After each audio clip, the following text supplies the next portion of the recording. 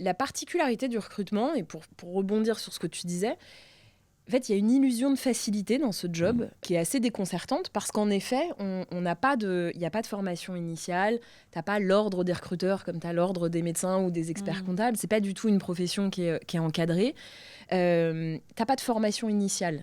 Tu veux être commercial, il n'y a pas d'ordre des commerciaux non plus, mais en fait, tu as des formations, tu as des méthodes, tu connais. Enfin, il y a vachement de science qui est partagée et tu peux vite te documenter et appliquer des méthodes pour faire en sorte que tu veux faire la méthode commerciale, tu fais ta méthode spin, tu découpes ton truc, tu as ta méthode, tu le fais. Même si tu n'es pas allé à l'école, tu peux le... Et en fait, tu as beaucoup de littérature, c'est très documenté.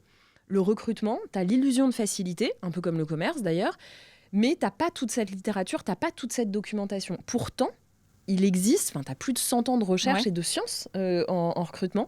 Je l'avais déjà partagé, il paraît qu'il y a des recherches en ce moment qui se font sur pourquoi les recruteurs n'utilisent pas la recherche. D'accord. En fait. Tu vois, les chercheurs se disent, putain, on a cherché des trucs, on a fait des découvertes, mais personne l'utilise. Pourquoi ? Genre, c'est un peu absurde. Donc, la littérature, la méthode et la science, elle existe. Personne l'utilise. On pourra peut-être en reparler plus tard de pourquoi, mais en tout cas, personne l'utilise. Et c'est un peu la raison d'être de l'école du recrutement, c'est de démocratiser ces méthodes-là et de dire, en fait, arrête de le faire avec ton bon sens et ton feeling, applique la méthode et ce sera bien plus fiable.